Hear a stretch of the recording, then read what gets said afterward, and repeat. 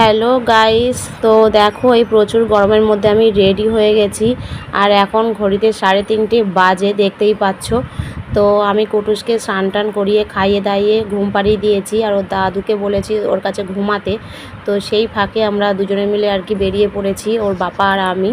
কুটুস গাড়ি বার করলে খুব কান্নাকাটি করে, তো সেই কারণে ওর পাপা আগেই গাড়ি বের করে রাস্তায় টেনে টেনে নিয়ে এসে এখানেই স্টার্ট দিয়েছে, কারণ গাড়ির স্টার্টের আওয়াজও উঠে যেতে পারে।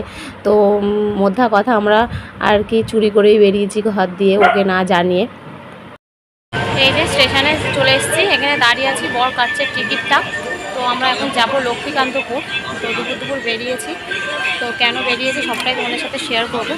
এখন স্টেশনের ঘড়িতে 3:37 বাজে, আর আমাদের লক্ষ্মী ট্রেন হচ্ছে 3:42-এ। তো এখন দেখো ওই বারুইপুর লোকালটা ঢুকেছে, তো এইটার পরে আমাদের লক্ষ্মীর ট্রেনটা। এত গরম হচ্ছে ভাবতে পারবে না, প্রচুর পরিমাণে ঘাম। তো কিছু করার নেই, দেখো ট্রেন ভর্তি লোক, গরমের মধ্যেও যে যার কাজে সেই তার বেরোতেই হয়, কিচ্ছু করার নেই। কিন্তু কি করব, আমাকেও বেরোতে হয়েছে এমার্জেন্সির জন্য। তো এমার্জেন্সিটা কি তোমরা পুরো ভিডিওটা দেখলে অবশ্যই বুঝতে পারবে। এমন একটা ঘটনা ঘটেছে যে যার জন্য এই গরমের মধ্যে আমাদেরকে বেরোতে হয়েছে। তো আজকে রবিবার, ছুটির দিন, তাও এই রোদ্রের মধ্যে বেরোতে হয়েছে। দেখো আমরা ওয়েট করেই যাচ্ছি স্টেশনের মধ্যে, কিন্তু আমাদের ট্রেনটা এখনও আসেনি। 3:42 হয়ে গেছে, লেট করছে ট্রেন। তো এত গরম, মানে প্রত্যেকটা লোক এত ঘামছে, মানে ভাবাই যায় না। তো শেষমেশ আমাদের ট্রেনটা এসছে, আমরা উঠেওছি। আর ভিড় দেখো লক্ষ্মীর ট্রেনে, একটু বসার জায়গা পাইনি, দাঁড়িয়েই আছি ঠাই ঘন্টার পর ঘন্টা। এই লক্ষ্মী ট্রেনগুলো এরকমই হয়, লক্ষ্মী, ডায়মন্ড, মানে এরকম, মানে এত বাজে যে কেউ একটু বসার জায়গাও দেয় না, দাঁড়িয়েই রয়েছি। অনেকক্ষণ দাঁড়িয়ে থাকার পর একটা কাকু জায়গা দিয়েছে, একটু বসেছি, দেখতেই পাচ্ছ। কিন্তু এত বীভৎস গরম, একটু হাওয়া আসছে না, এমন একটা জায়গায় বসেছি, চারিদিকে লোকজন, মানে কি যে বীভৎস গরম হচ্ছে ভাবতে পারবে না। আজকে বাইরে বেরিয়েছি বলে নয়, ঘরেও এরকম বীভৎস গরম, ঠাকুর জানে যে কবে একটু ঝড় বৃষ্টি হবে। তো আমি এদিকটায় বসেছি, উল্টো দিকে আমার বর বসেছে। এইভাবে ট্রেনের মধ্যে প্রায় 1 ঘন্টা 15 মিনিট বসার পর শেষমেশ আমরা স্টেশনে পৌঁছেছি।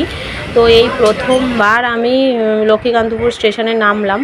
এর আগে কোনো দিন লক্ষ্মীকান্তপুর স্টেশনে নামা হয়নি। লক্ষ্মীকান্তপুরের ওপর দিয়ে নামখানা গেছি, ওই যখন গঙ্গাসাগরে গেছিলাম। তো এই প্রথমবার আজকে নেমেছি আর কি লক্ষ্মীকান্তপুরে। নেমেই আমি এই বাইরের দিকের রাস্তাটায় এলাম। তো এটা হচ্ছে স্টেশন রোড থেকে বেরিয়ে, মানে রাস্তার দিকে যাওয়ার রাস্তা। তো বেশ দুদিকে স্টেশন চত্বরে ভালোই দোকানপাট আছে। এটা আমার কাছে প্রথমবার হলেও যারা রোজ যায় তার কাছে নিশ্চয়ই অজানা নয়। দেখো ভ্যানে উঠেছি, প্রায় অনেক বছর পর ভ্যানে বসেছি, পা ঝুলিয়ে দারুণ লাগছে। কিন্তু যাই হোক, প্রথমবার আমি এলাম লক্ষ্মী, এসেই ভ্যানে উঠলাম। এই প্রথমবার এই রাস্তা দিয়ে যাচ্ছি, তাও রাস্তাঘাটগুলো বেশ পরিষ্কার পরিচ্ছন্ন লেগেছে, আমার বেশ ভালোই ছিল। তো বেশ খানিক দূর যাওয়ার পর আমরা ফোন করে জানলাম অ্যাড্রেসটা ঠিক কোথায় হবে। তো দয়ারামপুর কালী মন্দির বলে একটা জায়গা আছে, তো সেইখানেই নামবো। কিন্তু দেখো মাঝখান দিয়ে আবার একটা বিপদ এসে জড়ো হয়েছে, রাস্তায় জ্যাম। এখানে কোথায় আবার গাছ কেটেছে, মাটি তুলছে পৌরসভার দিয়ে, মানে গাড়ি টাড়ি এসে। তো আমরা আর এগোতে পারছি না। একে ছোট বাচ্চাটাকে ঘরে রেখে এসেছি, আর তার উপরে তাড়াহুড়ো করে, মানে এই 1 ঘন্টা 15 মিনিট যাওয়া আবার আসা, 2 ঘন্টা, প্রায় 2.5 ঘন্টা গাড়িতে, প্লাস ওখানে আমি আধা ঘন্টা থাকবো। তো এইভাবেই আর কি হিসাব করে এসেছি। ততক্ষণ ওর ঠাম্মা দাদুর কাছে রেখে এসেছি। কিন্তু দেখো রাস্তার অবস্থাটা দেখো, মানে এরকম বিপদে, মানে বিপদের উপর বিপদ আর কি। দেখছো রাস্তায় এরকম একটা অবস্থায়, এত জ্যাম, প্রায় মনে হয় কত গাড়ি, মানে হিসাব নেই। তো একটা ট্রাফিক নেই, একটা পুলিশ নেই, মানে অসহ্যকর যন্ত্রণা আর কি। তো যাই হোক, সেটা কাটিয়ে উঠে আমরা বেরিয়েছি, আবার ওই নার্সিংহোমের দিকে যাচ্ছি আর কি। তো আমরা নেমে গেছি, এখন হাঁটছি। তো যেখানে নামিয়ে দিয়েছে সেখান থেকে আরও 10 মিনিট মতন হেঁটে ভেতরে ঢুকতে হয়েছে আর কি। তো আমরা এইভাবেই হেঁটে যাচ্ছি। শেষমেশ প্রায় ঘন্টা 2 পর আমরা পৌঁছেছি। তো এটাই হলো নার্সিংহোমটা, পুরো বাড়ির নিচে নার্সিংহোমটা, বেশ সুন্দর। দেখো কি সুন্দর সাজানো, বেশ আমার খুব পছন্দ হয়েছে। রং চং একদম পুরো খুব সুন্দর, পরিষ্কার পরিচ্ছন্ন। তো আমরা এইভাবে ঢুকেছি, দেখো কত সুন্দর, রং টং একদম পুরো পরিষ্কার, ঝা চকচকে একদম। এই ডক্টরটি অপারেশন করেছেন, সেই ডক্টরের বাড়ি উপর তলায়, আর নিচতলায় এরকমভাবে নার্সিংহোম টাইপের ছোটো মতো করে দিয়েছে। তো এই যে রিঙ্কুকে এসে দেখলাম এরকম অবস্থায়, ও তো প্রচণ্ড কান্নাকাটি করছে, যে খুব যন্ত্রণা করছে আর কি। তো কিসের অপারেশন হয়েছে সেটা তো অবশ্যই তোমাদের সাথে শেয়ার করব। তো ওর একটা ছোট্ট অপারেশন হয়েছে, তো এইভাবেই পাশ ফিরে শুয়ে থাকতে হবে। তো ওর সঙ্গে একটু কথাবার্তা বলছিলাম আমি, যে কি কোথায় ব্যথা করছে, কেমন যন্ত্রণা করছে, সেগুলো আর কি জানছি।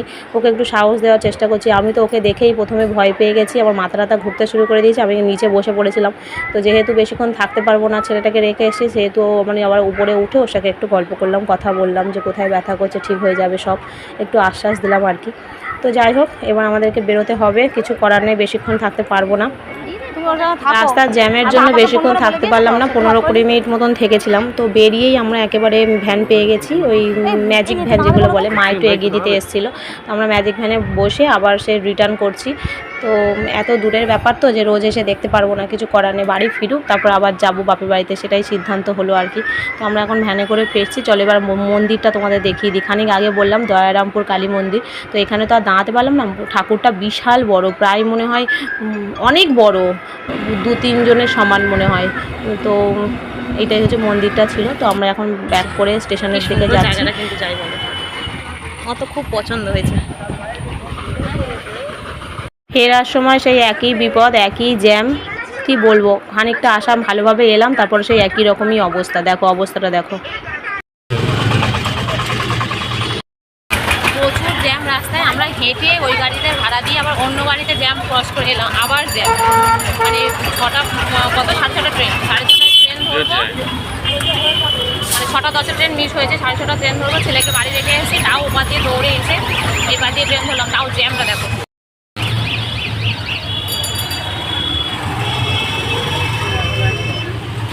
কত দূর পর্যন্ত জ্যামটা দেখো। সত্যি আমরা হেঁটে চলে এসে গাড়িটা ধরলাম, ঠিক করলাম। ও কত দূর জ্যাম, এই দেখো এখনো দেখো, মানে এরা কখন পৌঁছবে তার ঠিক নেই। পুজোর সময় কি হয়, এদিক দিয়ে যদি গাড়ি যায় ওদিক দিয়ে কি হয়, জ্যাম দেখো। আবার আবার বিয়ের গাড়ি, বস থাক ওখানটায়, বিয়ে করে এনেছিস শান্তি করে বস থাক। আমার মুখে ঢাকা দেওয়া আছে, কাদের বিয়ে বইটা, মুখে ঢাকা দেওয়া ফুল দিয়ে। স্টেশনে পৌঁছে এখানে দেখছি আম বিক্রি হচ্ছে, তো 120 টাকা করে কেজি। তো সোনারপুরে ওইদিকে 150 টাকা কেজি, এখানে একটু কম। তো এখান থেকে 1 কেজি আম নিয়েই আমরা চলে এলাম। ফাইনালি আমরা ট্রেন থেকে নেমে বাইকে বসেছি। তো আমার বর বাইকটা চালাচ্ছে। তো এত গরমের মধ্যে যাওয়া আসা করেছি, বুঝতেই পারছো প্রচুর কষ্ট হচ্ছে।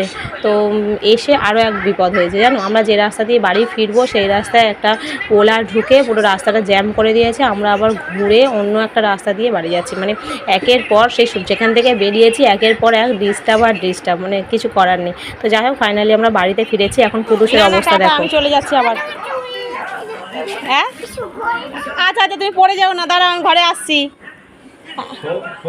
টাটা। ও টাটা করবো না, টাটা করবো না, আচ্ছা ঠিক আছে, চলে আসছি ঘরে। ঘরে এলাম, বাপরে কি গরম,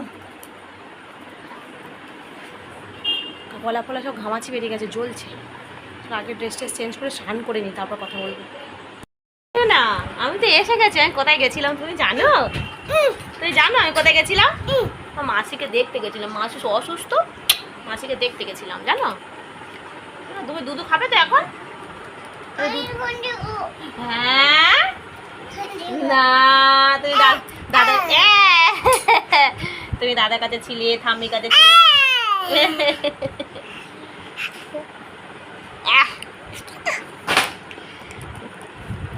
সোনা ছেলে। এখন চলে এলাম রান্নাঘরে, এই ছেলের জন্য একটু দুধ বসিয়ে নিচ্ছি। ও খায়নি, দুটো কেক খেয়েছে শুধু মায়েদের কাছে, এখন একটু দুধ খাইয়ে দেবো। দুধটা করতে করতে একটু আলু ভাজবো, রাতে বেলা একটু জল ঢালা ভাত, এই যে মা জল ঢেলে রেখেছে, জল ঢালা ভাত আর আলু ভাজা। চলো আলুটা কাটি। দুধ বানিয়ে নিয়ে চলে এসেছি। ও দুধ বানানো দেখেই মানে না খরচ করে দিচ্ছে যে দুধ খাবো না। বাবা হ্যাঁ না, বন্ধ করে দিয়েছি। দেখো লাইটটা নিভিয়েছি কিনা, লাইট মনে হচ্ছে নিভে গেছি। তো চলো ওকে এবার দুধটা খাওয়াবো, খাইয়ে দিয়ে একটু আলু ভাজার আছে, আলুটা কাটা হয়ে গেছে, ভাজবো, ভেজে তারপর খেয়েই শুয়ে পড়বো। প্রচুর কষ্ট হচ্ছে, কারণ দুপুরবেলা খেয়ে দিয়েই একদম পালিয়েছি, মানে ওকে জাস্ট ঘুমটা বাড়িয়ে, প্রচণ্ড কষ্ট হচ্ছে। ছেলেকে খাইয়ে চলে এসেছি রান্নাঘরে, আর এদিকে দেখো আলু ভাজা বসিয়েও দিয়েছি। তো এখন তোমাদেরকে বলি যে বোনের কি হয়েছে। তো বোনের হচ্ছে তোমার পটি করতে করতে পটির জায়গাটায় হচ্ছে ইনফেকশন হয়ে গেছিলো। ইনফেকশন হয়ে যেতে সেইখানে নাকি মানে কোনো রকমভাবে কুচো কৃমি এসে সেই জায়গাটায় জড়ো করে খেয়ে খেয়ে গর্ত টাইপের করে দিয়েছে, এবং সেইখানে নাকি আবার ফোঁড়া টাইপের হয়ে পুজ ফুজ হয়ে সেই ফোঁড়া পেকে গেলে যেমন গুঁফো টাইপের হয় সেরকম কিছু হয়ে গেছে ইনফেকশন হয়ে। তো সেটাই আর কি, তার জন্য বডি ফডি কিছু করতে পারছিল না, প্রচণ্ড যন্ত্রণা করছিল, পেকে গেছিলো ফোঁড়াটা। তো ওটা হচ্ছে পটির দাঁড়ের ভিতরে হয়েছে এরকম একটা ব্যাপার। তো যাই হোক, আমি ঠিক বলতে পারবো না, শুনলাম যেটা। আর ওইখানে নাকি কৃমি বাসা করে জায়গাটা পুরো গর্ত করে খেয়ে নিয়েছে, এরকম যে হয় জানা ছিল না আমার। মানে এটা বলতে লজ্জা নেই, রোগী। তো মানে এরকম যে ঘটনা ঘটে সেটা সত্যি মানে আমার কাছে নতুন, আমি এরকম ঘটনা কোনোদিন দেখিনি। তো আজকে ওকে দেখলাম যে ওর প্রচণ্ড কষ্ট পাচ্ছে। তো আজকে ওর অপারেশনটা হয়েছে কোনো একটা যন্ত্রের মাধ্যমে জায়গাটার মধ্যে দিয়ে সেটাকে এরকমভাবে কাচিয়ে নাকি বের করেছে। তো তারপরে নাকি জানা গেছে ওর মধ্যে কৃমি ছিল। তো সেটাই আর কি ডক্টর জানিয়েছে। তো এরকমই একটা ব্যাপার। তো ওই কারণে ওর অপারেশনটা হয়েছে। আর ওখানে ওর প্রচুর পরিমাণে ব্লাড বেরোচ্ছে, সেখানে হচ্ছে গজ কাপড় টাপড় দিয়ে লাগানো হয়েছে। তো প্রচুর যন্ত্রণা করছে, কষ্ট হচ্ছে। আমরা ভেবেছিলাম হয়তো আরিশ টারিশ কিছু, তো যার জন্য ওর পটির হয়তো সমস্যা হচ্ছে, কিন্তু পরে জানা গেলো এরকম কিছু যে এরকম হয় সত্যি আমাদের জানা ছিল না, এটা একেবারেই নতুন আমাদের কাছে। তো কেপিসি হসপিটালে দেখিয়েছিল, সেইখানে নাকি ওষুধ খাইয়ে যে ফোঁড়াটা ছিল সেটা কমিয়ে দিয়েছিল। তো কমিয়ে দিতে বলেছিল অপারেশন করবে, যেমন সিজারে কোমরের শিরায় ইঞ্জেকশান দিয়ে অপারেশনটা হয় সেরকমভাবে করবে। তো ওরা রাজি হয়নি, যেহেতু ছোটো বাচ্চা মেয়ে। তো ওই কারণে ও আবার ওখানে খবর পাওয়া হয়েছে আর কি, মানে লক্ষ্মীকান্তপুরে ওই ডাক্তারটার খবর পাওয়া গেছে। তো সেইখানে গিয়ে অপারেশনটা করা হয়েছে। সেখানে হচ্ছে শুধুমাত্র যে জায়গাটাই হয়েছে সেই জায়গাটায় ইঞ্জেকশান দিয়ে আর কি অপারেশনটা হয়েছে। একদিক দিয়ে সেটা খুবই ভালো হলো যে ওই জায়গাটা ইঞ্জেকশনটা দিয়ে করা হলো। যদি সিজারে ওই মেরুদণ্ডকে দেওয়া হতো তাদের প্রচণ্ড প্রবলেম হতো, তারপর বিয়ে খাওয়া, তারপর পরে যদি আবার বাচ্চা কাচ্চার সময় সমস্যা হয়। তো সেই নিয়েই আর কি ওই ডাক্তারটা খবর পেয়ে অত দূর যাওয়া হয়েছিল। তো অত দূর যেতে যা কষ্ট হয়েছে মানে ভাবতে পারবে না এই গরমের মধ্যে। আর প্রায় 1 ঘন্টা 15 মিনিট করে ট্রেনে যেতে আসতে সময় লেগেছে, মানে 1 ঘন্টা 15 মিনিট যেতে, 1 ঘন্টা 15 মিনিট আসতে। ওর কাছে থেকেছি কতক্ষণ, ওর কাছে তো মানে 15-20 মিনিটও থাকতে পারিনি। তো যাই হোক, এই হচ্ছে ব্যাপার, সেটা সবটাই আমি তোমাদের সাথে শেয়ার করে দিলাম। তো তোমরা সাবধানে থাকবে, সুস্থ থাকবে। আর প্রথম যদি পটিতে ব্লাড বেরোতে থাকে তখনই ডাক্তারটা দেখানো উচিত, কারণ ওর প্রথম দিকে পটির সঙ্গে ব্লাড বেরাতো। তো ও ক্যাজুয়ালি নিয়েছে যে হয়তো পটি শক্ত হয়েছে সেই কারণে ব্লাডটা বেরিয়েছে, কিন্তু ক্যাজুয়ালি নিতে নিতে ওই জায়গাটায় রক্তের গন্ধে নাকি ওই কৃমিগুলো এসে ওখানে জমা হয়েছে। তো সেই কারণে সবাইকে একটাই বার্তা দেওয়ার যে যদি কোনো দিন এরকম ঘটনা ঘটে যে ব্লাড বেরাচ্ছে বা কিছু, প্রথম থেকেই ডাক্তার দেখানো উচিত। তো ওর জন্যই ওর সমস্যাটা হয়েছে। তো এটাই তোমাদেরকে বলার ছিল। তো চলো, আমার আলু ভাজা হয়ে গেছে, তো আমরা খাবো। আর আম এনেছি, আমটা কেটে নেবো, এটা দিয়েই খাবো রাতে। তো চলো, আর কিছু বলার নেই। তো ওর এই প্রবলেমটা হয়েছিল বলেই দৌড়াতে গেছি আজকে। ওর অপারেশনটা আজকে হওয়ার কথা ছিল না, ছিল কাল। তো আজকে এমার্জেন্সির জন্য যেহেতু ফোঁড়াটা ফেটে গেছিলো, তো সেই কারণেই তৎক্ষণাৎ আর কি অপারেশনটা করা হয়েছে। তো সেই কারণেই আর কি দুপুরবেলা খেয়ে মানে যাই হোক করে দুটো নাকে মুখে খেয়ে ওইভাবে দৌড়াতে হয়েছে। তো আর শরীর টানছে না, এবার খেয়ে দিয়ে শুয়ে পড়বো। আর তোমরা সবাই ভালো থেকো, সুস্থ থেকো, নিজেদের খেয়াল রেখো। আর কি বলবো, তো চলো, গুড নাইট, টাটা।